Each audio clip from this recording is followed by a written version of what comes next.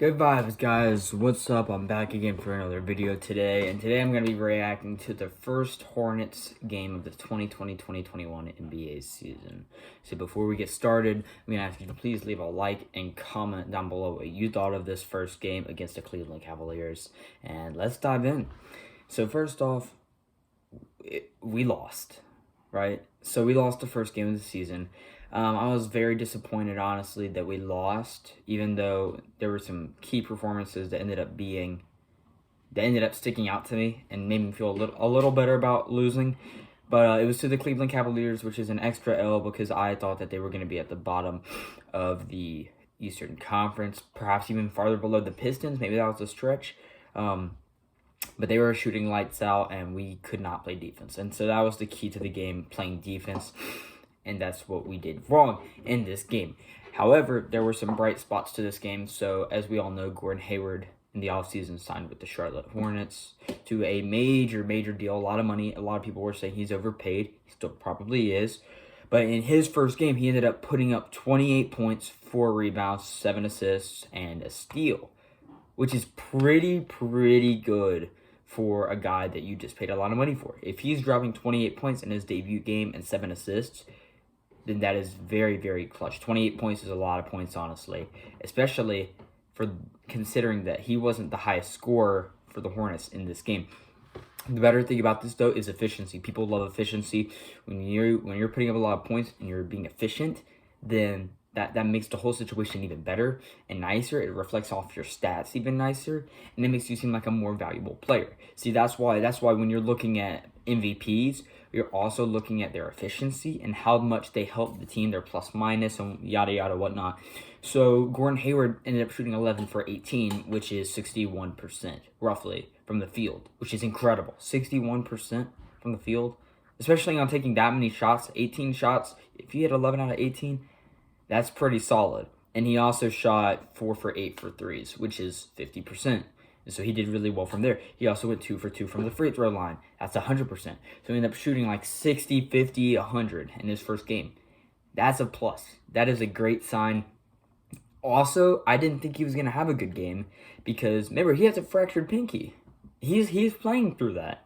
And so he just did that off of a fractured pinky. To me, that's insane. Gordon Hayward, welcome to Charlotte. Man, if you need anything, hit your boy up, hit anybody up. We're here for you. And I was here for you before that. No matter how you perform, I was here for you. Next up, we have Terry Rozier. Terry Rozier was the source of a lot of criticism on whether or not he should get traded when the Hornets drafted LaMelo Ball. Because now people were saying, whoa, the Hornets have 3 point guards, so what are they going to do? And we didn't want, I'm sure I'm not the only fan who didn't want there to be a 3-guard system, like a 3-point guard system like the Suns way back with it was Bledsoe, Dragic, and Isaiah Thomas.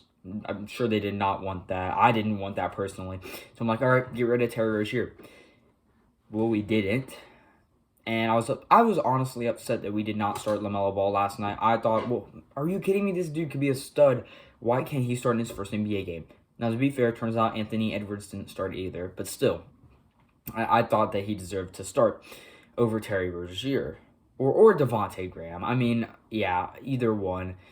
Terry Rozier ended up proving a lot of people wrong. We're talking about a guy who hadn't played a single game that counted in 9 months, over 9 months by now.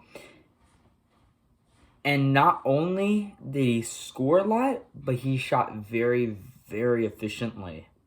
So he ended up with 42 points, which is a career high, 3 rebounds, 2 assists, 2 steals, and 1 block.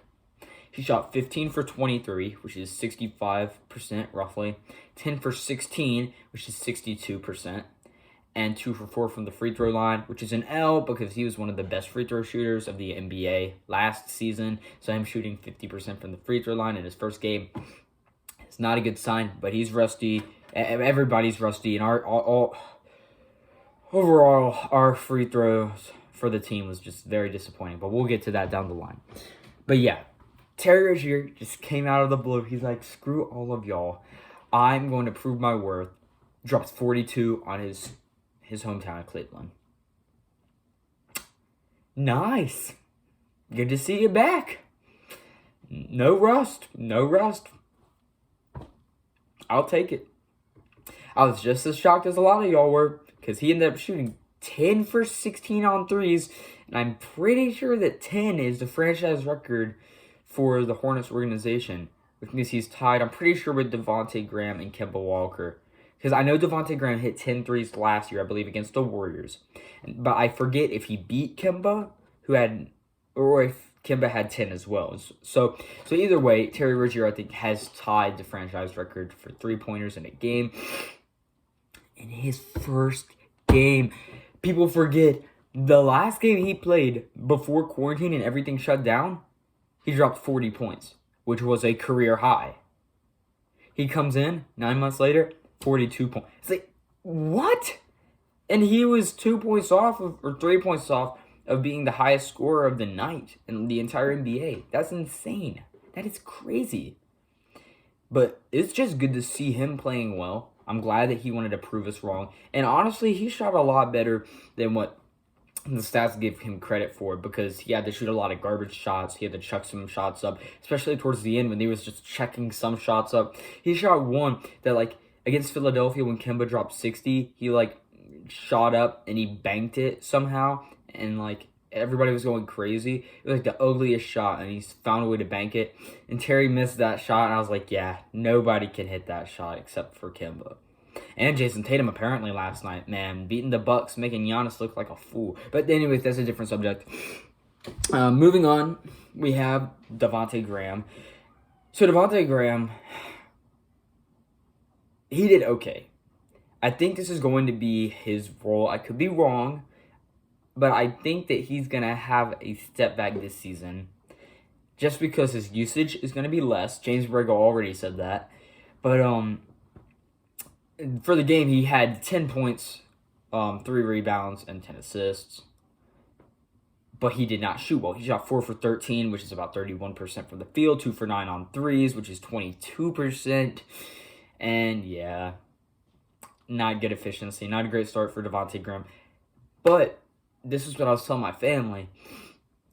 Every single game last season where Devante Graham didn't shoot well, which, by the way, he had a lot of those games because he shot what? He shot 38% from the field last season. So, yeah, he had a lot of those games. He racked up assists. He was what? He was in the top 10 in the NBA for assists. He had 7.5 assists last season. And tonight he had 10. So, he kept that going. So, yes, he was rusty. But at the same time, he did what he did last season, in that when you're not shooting well, you're dishing out assists. And he was that floor general. So props to Devante Graham. I'll be honest, because if he can be a 10-10 guy, GG, it's a wrap. So I was satisfied with Devante Graham. I wish he would have scored a little more. But yes, he definitely did make up for the misses by getting the assists in. And I think he could be that sort of player. He just needs to hit his layups. Let's be real. Oh my goodness. Just hit your layups, boy. Next up, we've got PJ Washington. I'll make this short, very, very short.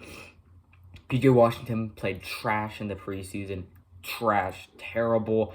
I don't know why they only played him 21 minutes. I don't know why he didn't take more shots. He shot 1 for 5. He had 4 points, 2 rebounds, 2 assists. He had a block. That is a terrible stat line for somebody who was on the all-rookie second team last year.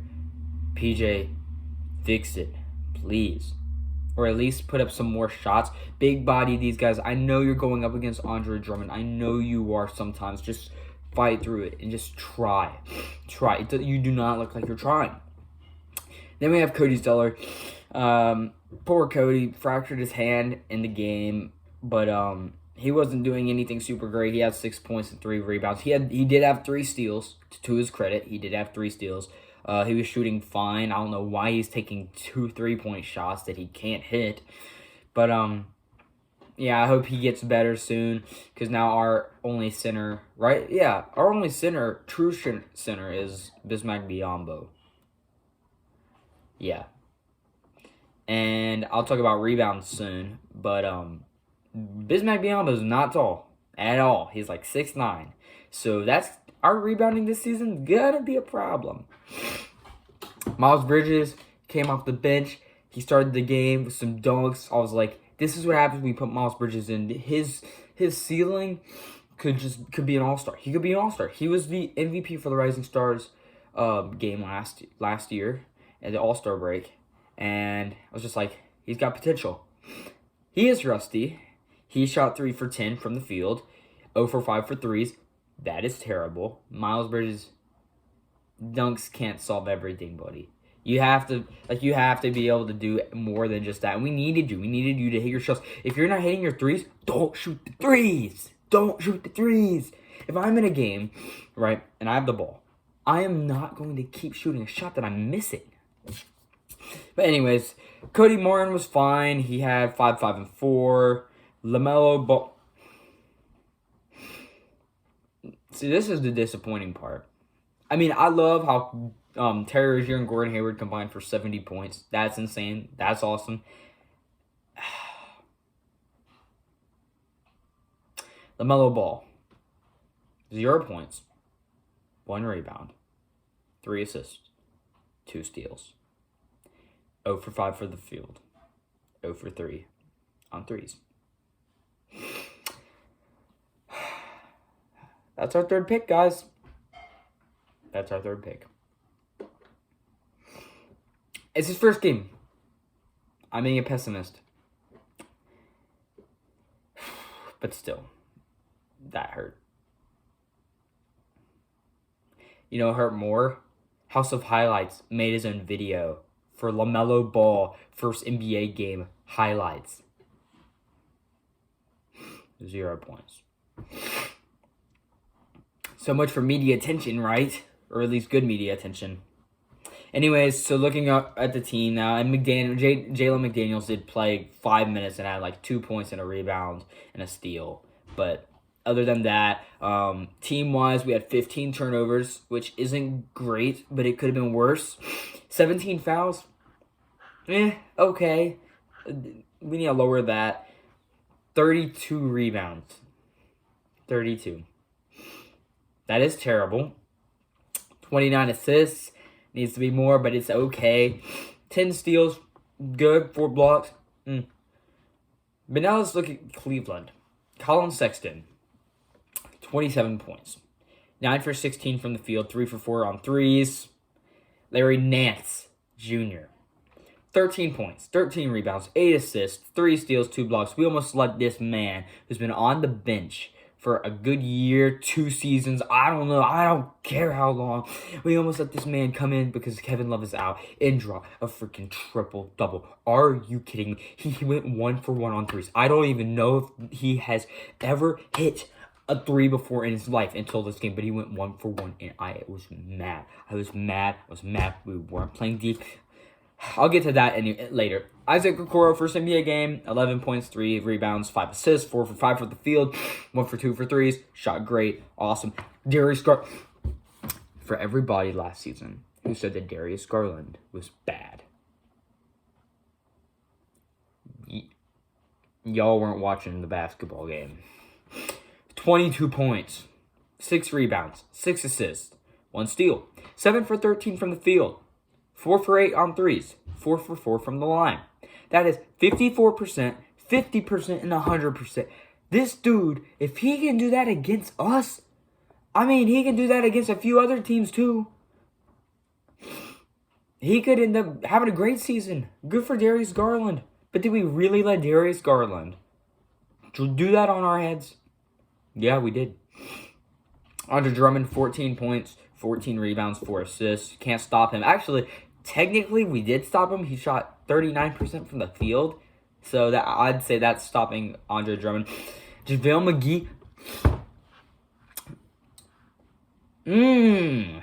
It just makes my blood boil just talking about it. Like, JaVale McGee had 13 points and 7 rebounds. 1 assist, 1 steal, 1 block. He shot 6 for 7 from the field. You could be saying, no, why is that such a big deal? It's like, because he shot super, super well. And in case y'all didn't realize, he shot... I know it says 6 for 7, but the one shot he missed was behind half court at the end of a quarter when he just had to chuck it up. And of course he missed. And you know what? I don't know if it was close or not, but my brain wants me to say it was kind of close to actually going in. So in theory, JaVale McGee shot 6 for 6, 100% from the field. And then he got called for an offensive foul on a deep hook shot that he also hit. So you know what? The one shot he missed was the 3. And Andre Drummond also shot a 3. Our defense was so bad that we had Larry Nance, Andre Drummond, and JaVale McGee shooting 3s. This is what life came to. We couldn't play defense on Cedi Osman. He had 11 points. We held them to 18 turnovers. That's 3 more turnovers than us. They had 5 more fouls than us in 22. They had 18 more rebounds than us. 18 more rebounds. This is going to be a problem. I'm telling you guys, we have to find a way to rebound. And that's what I was talking about with Bismack Biyombo. Now that Cody Zeller's hurt, what are we going to do? We don't have another center. PJ Washington isn't grabbing boards when he's playing like he did last night. Bismack Biyombo's a dog. He played awesome last night. Did I even talk about Bismack Biyombo? I don't think I did. 11 points, 4 rebounds, a block, 5 for 5 from the field, 100%. Now, he shot 1 for 5 for the free throw line. He needs to work on that. But we got this man back for cheap. For cheap. I think it was like the minimum. We got Biz back for that, for 5 for 5. I miss Bismack Biyombo, I'll be honest. And now we're really going to need him. We got out-rebounded by 18 rebounds. Out-assisted by 5. Excuse me. They had 2 more steals than us. And 1 less block than us. Don't get me wrong. The Hornets' offense this game was good. After the first half. The first half was pretty gnarly. It was trash. Our offense was okay. Our defense was probably the worst I have seen in a basketball game. In a professional basketball game in a long time. A very long time. It outbeats the Portland Trail Blazers of the playoffs last season. We shot 50% as a team from the field. 36.4% for threes. 53.3% from the free throw line, which is 8 for 15. Guys, hit your free throws. I know y'all are rusty, but hit your free throws, man. JB, take these guys to the court and have them shoot free throws all day like Roy Williams does. With his teammate, or not his teammate, his players. And then Cleveland shot 53% from the field, which is 3% more than us. 46.7% for threes, 75% from the free throw line. We did not play defense. Our defense was trash. We could not play defense. I don't know how I can express that more. I'm just so frustrated. Like, I'm happy that Terry Rozier had a great game.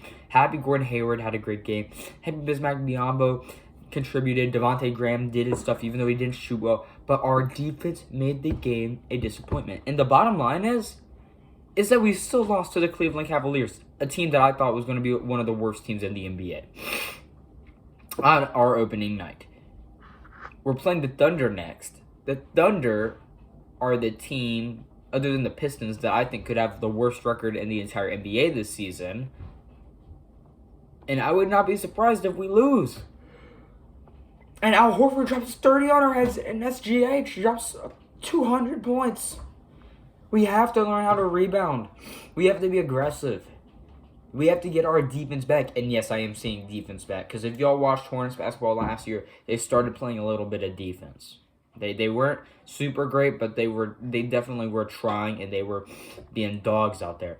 Well, I don't know what was going on last night, but there were no dogs out there on the court wearing blue and white. I guess it was pinstripes. So, anyways, guys, that's it for this game. Bottom line is that we need a lot. We need to change a lot.